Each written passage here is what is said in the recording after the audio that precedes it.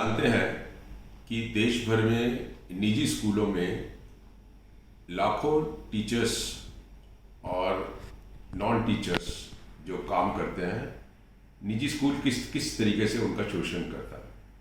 इसका बहुत बड़ा कारण यह है कि लगभग पूरे देश में ही कोई कानून नहीं है जिससे कि इनकी सिक्योरिटी ऑफ सर्विस की जा सके।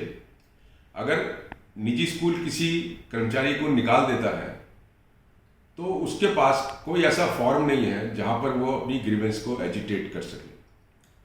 इसी बात को दिमाग में रखकर ऑल इंडिया पेरेंट एसोसिएशन ने एक ड्राफ्ट बिल बनाया है जिसका नाम है unaided private school security of service to employees bill 2021, और इसको हमने committee on petition of Lok Sabha और हिंदुस्तान के जो प्रधानमंत्री हैं उनको ये भेजा है। ये रिक्वेस्ट किया है कि इसको सेंट्रल गवर्नमेंट को बोला जाए कि इसके ऊपर एक कानून बनाया जाए।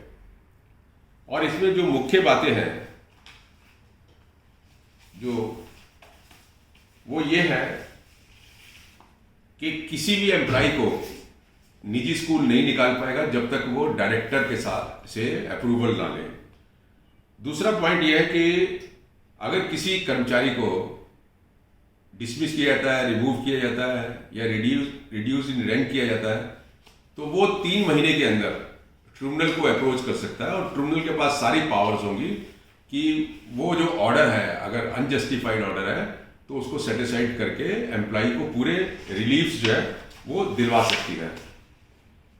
थर्ड पॉइंट ये है कि जो एम्प्लॉयज होंगे उनको जो सैलरी होगी वो सैलरी दो दूसरे काउंटर पार्ट्स हैं गवर्नमेंट के अंदर, उनकी सैलरी से कम नहीं होगी, और बेनिफिट्स भी जो है जो दूसरे वाले बेनिफिट्स हैं वो भी कम नहीं होंगे।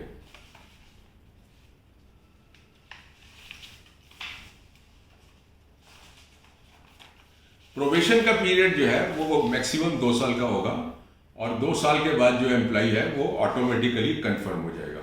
एज ऑफ रिटायरमेंट हमने 60 ईयर्स रखी है इसके अंदर एम्प्लॉयज की। और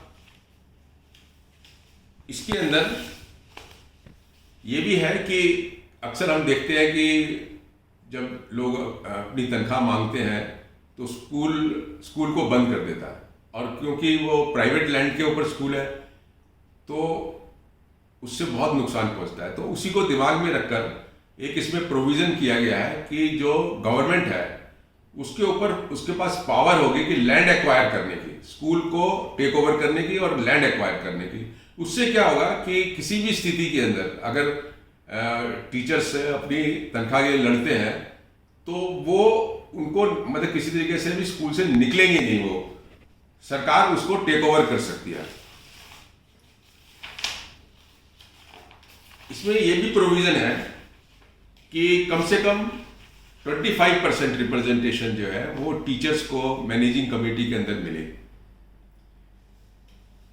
एक पॉइंट ये भी है कि अगर कोई निजी स्कूल किसी टीचर को तनख्वाह देकर और तनख्वाह का बहुत बड़ा हिस्सा वापस ले लेता है या जो रजिस्टर में लिखता है वो तनख्वाह नहीं देता है तो उसको इसके अंदर प्रोविजन है कि जो है कम से कम 5 साल और मैक्सिमम 10 साल तक की उसको इसमें सजा हो सकती है।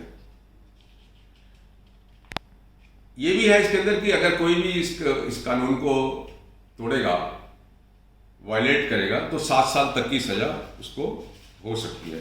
तो ये प्रोविजंस हैं जो बहुत ही इम्पॉर्टेंट है, और हम समझते हैं कि अगर इस तरीके का कानून बनता है तो देश भर में जो हमारे निजी स्कूलों में टीचर्स और जो नॉन टीचर्स काम करते हैं उनको बहुत बड़ी मदद मिलेगी।